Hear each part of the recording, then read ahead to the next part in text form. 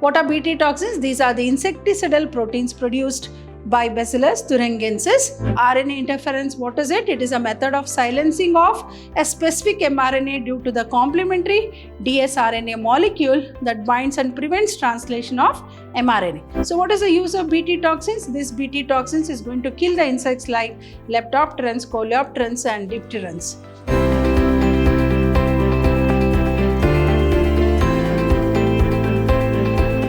Hello everyone, welcome back to session 2 of this chapter called Biotechnology and its Application. Chapter 12 of your syllabus called Biotechnology and its Applications.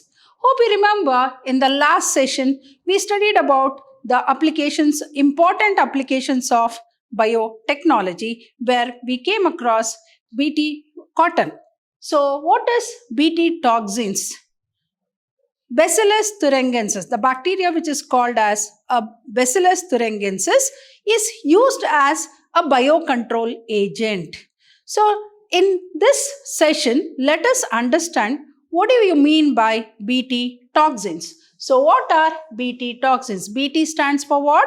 Bacillus thuringiensis, a bacteria called Bacillus thuringiensis. As you know, they are used as biocontrol agents which are available in the form of powder or spores, and when they are sprayed on the plants and the larvae, when they eat that leaf which is with Bt toxins, then definitely the toxin is going to enter the gut of the larvae and then it is going to die. So it is also used as a biocontrol agent. Now let us understand what is this Bt toxins. So these are the insecticidal proteins produced by Bacillus thuringiensis. So what are Bt toxins?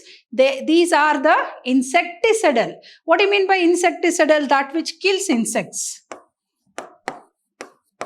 That which kills insects. That which kills insects is called as insecticidal protein. So this Bacillus thuringiensis is going to produce an insecticidal protein.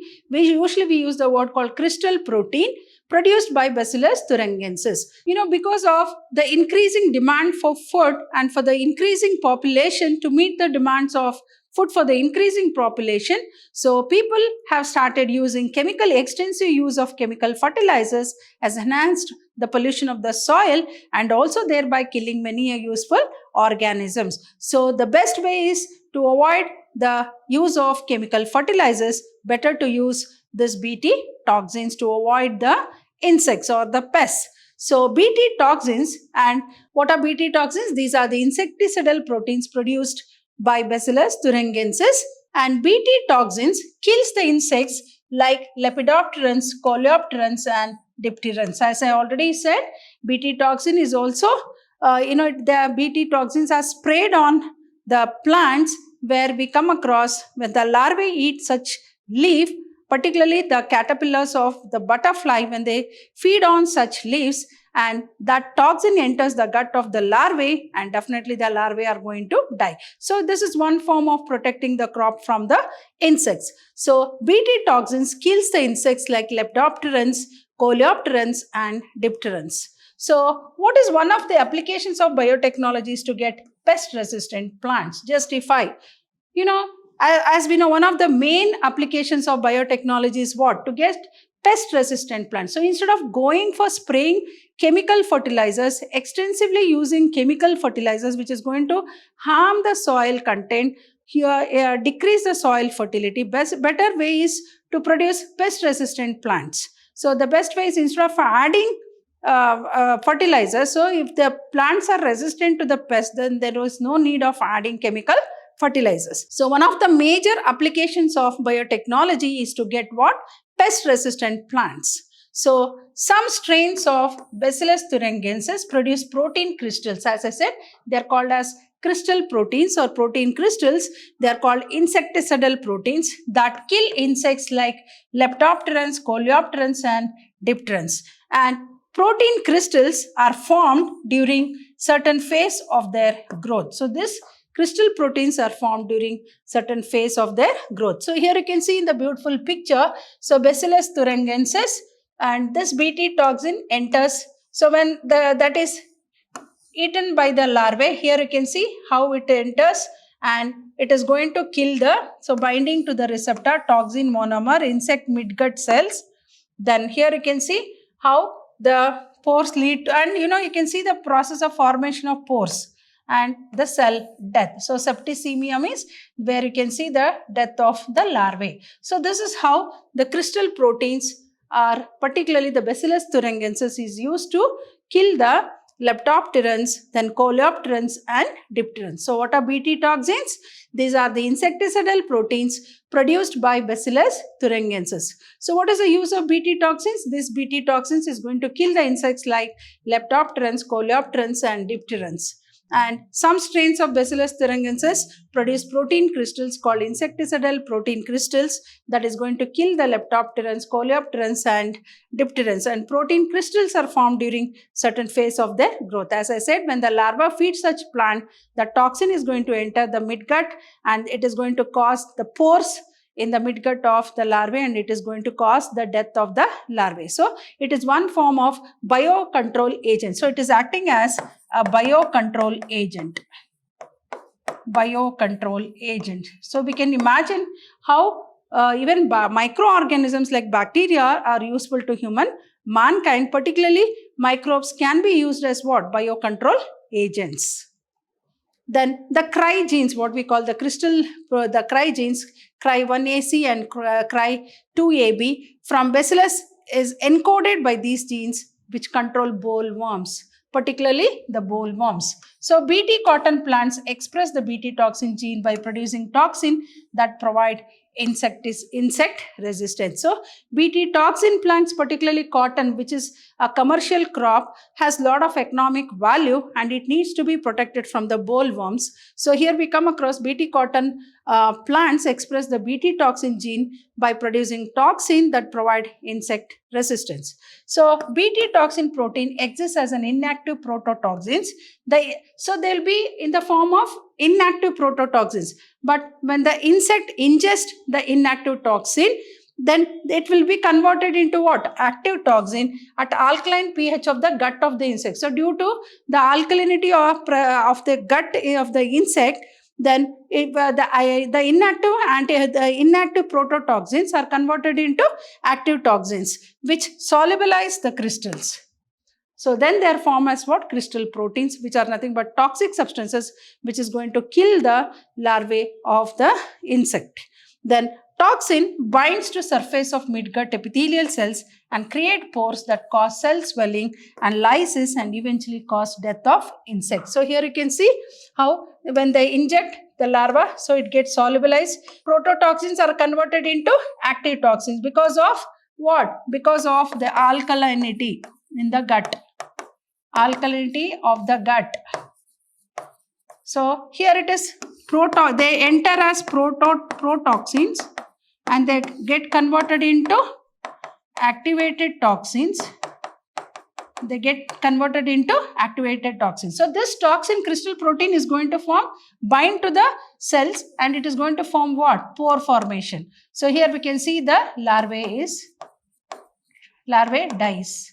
So this is how they are used for killing the leptopterans or larvae of leptopterans or coleopterans or even dipterans. So the Cry genes, that is Cry1AC, Cry2AB from Bacillus encodes by these genes control bollworms. Bt cotton plants express the Bt toxin by producing toxin that provide insect resistance, and Bt toxin protein exists as an inactive prototoxin. The insect ingests the inactive toxin, converts to active toxin at alkaline pH of gut of insect which solubilize the crystal. Then toxin binds to the surface of the midgut. Here you can see binds to the surface of the midgut of the epithelial cells and create pores. Here you can see it creates pores that cause cell swelling and lysis, means breaking of the cells, and eventually cause death of insects.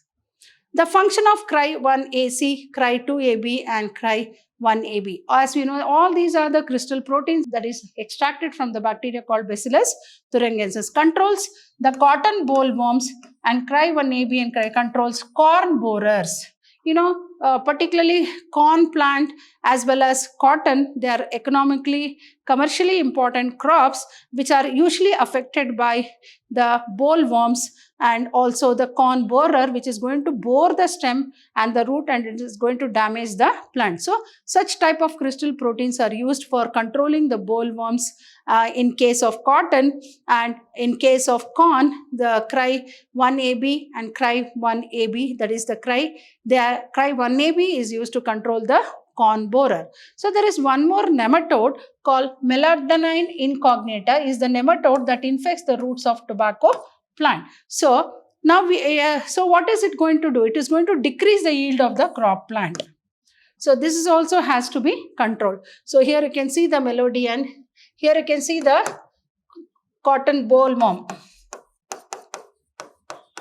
And this is Melagdanine incognita, which is the nematode. Nematode means roundworm. Here you can see it is a roundworm.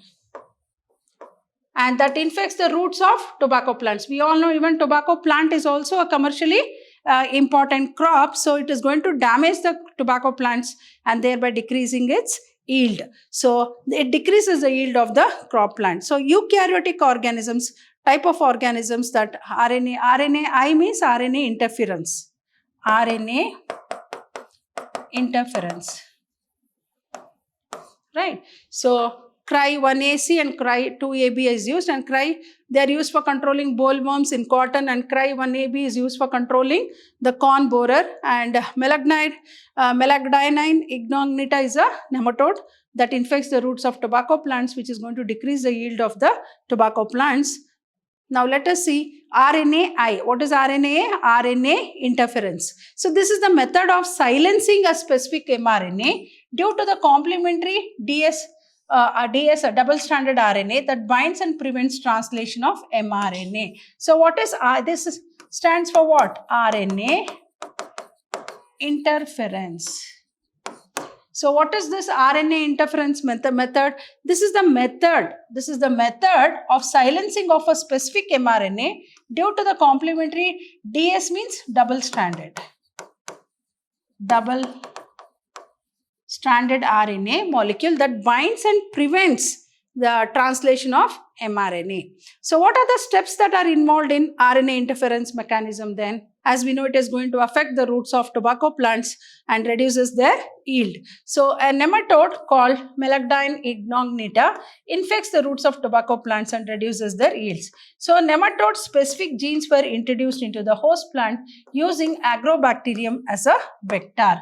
So the specific genes which is going to affect that particular species of nematode, that is Melagdanine incognita, was introduced into the host plant using Agrobacterium as a vector, as a agent. Then the introduction of DNA was such that it produced both sense and antisense RNA in the host cells. So RNA interference, what is it? It is a method of silencing of a specific mRNA due to the complementary dsRNA molecule that binds and prevents translation of mRNA. So what are the steps in RNA interference mechanism? As we know, a nematode called Melagdanine incognita, which is going to infect the tobacco plants and is going to reduce the yield. As you know, tobacco plant is a commercially important crop. So there are nematode specific genes are introduced into the host plant using what? Agrobacterium as a vector. So the introduction of DNA was such that it produced both sense and antisense RNA in the host cells. Then these two RNAs being complementary to each other formed a double-stranded RNA, making it inactive. So then this double-stranded RNA molecule binds to and prevents translation of mRNA, silencing it of the host by a process called RNA interference. So the result was that so with this procedure, what happened? The parasite could not survive in the transgenic host because that is genetically the host is modified. So obviously the parasite, that is the nematode, Melagdanine incognita, could not survive in the transgenic host. So this process will change the host, transgenic host. So the result was that the parasite could not survive in the transgenic host and the transgenic plant got protected from the parasite. So these two RNAs being complementary to each other formed a double-stranded RNA, making it inactive. And this dsRNA molecule binds to and prevents translation of mRNA, that is silencing of the host by the process called RNA interference. Then the result was that the parasite could not survive in the transgenic host and the transgenic plant got protected from the parasite. So biotechnological applications in medicine. So I think all of us know how important the field of medicine is, particularly at this point of time where we all are facing the coronavirus.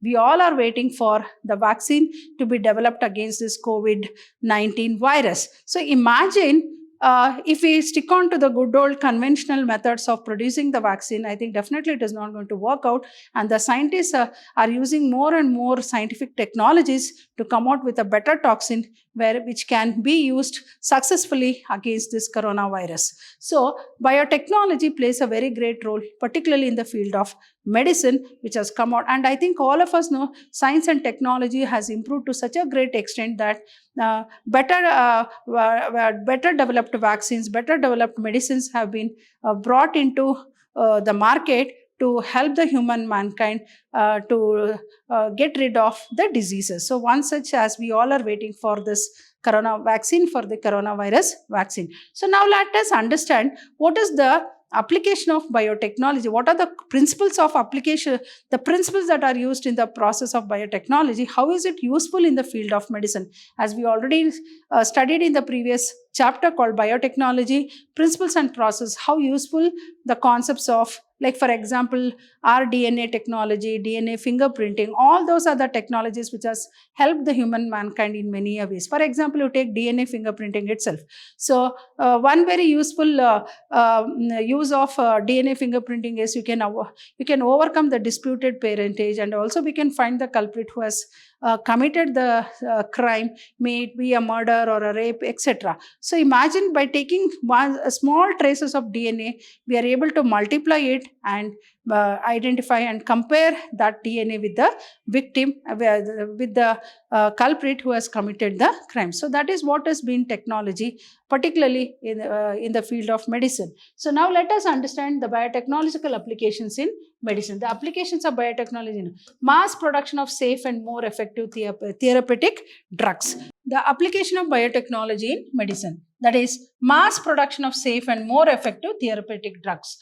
Medicines are produced, but at the same time, they must be effective and they should not cause any side effects to the user. That is very important. Not just producing the drugs or the medicines, but which might cause some harmful effects on the body of the user. So mass production of safe and more effective therapeutic drugs is very important application of biotechnology in the field of medicine, and it is introduced in the gene therapy. See what is now the technology has improved so much that we can rectify any disease or any genetic disorder by using this very important process called gene therapy. What do you mean by gene therapy? Means for treatment. So for example, if a person is highly diabetic and his pancreas is not working, then you can take the gene from the pancreas of a healthy person and introduce it into the pancreas of the diseased person, where it is going to rectify the functioning of the pancreas of the diseased person. So that is what is called gene therapy. So definitely gene therapy has come to the rescue of human mankind in curing many genetic disorders and many abnormalities. So it is introduced in the preparation of clotting factor. So I think all of us know many people are suffering from hemophilic disease, where the person's blood fails to clot, and even a small wound or a cut will cause profuse bleeding or oozing of blood, which may cause death of a person. So it is also the technological processes are applied even in the preparation of the clotting factor, particularly for hemophilic patients. So it is introduced in the preparation of antibiotics and vaccines. As I said, I imagine if antibiotics were not there, vaccines were not there, I think we would not have overcome all these dreadful diseases like plague, diphtheria, whooping cough, measles, cholera, etc., etc. And right now, as I already said, we all are eagerly waiting for a vaccine to be developed against this coronavirus, so that we can get rid of this coronavirus and everything will come to normalcy. So what are the very important biotechnological applications the applications of biotechnology in medicine, mass production of safe and more therapeutic drugs for the user. Then it is introduced in gene therapy. Then it is introduced in the preparation of clotting factor. It is introduced in the preparation of antibiotics and vaccines.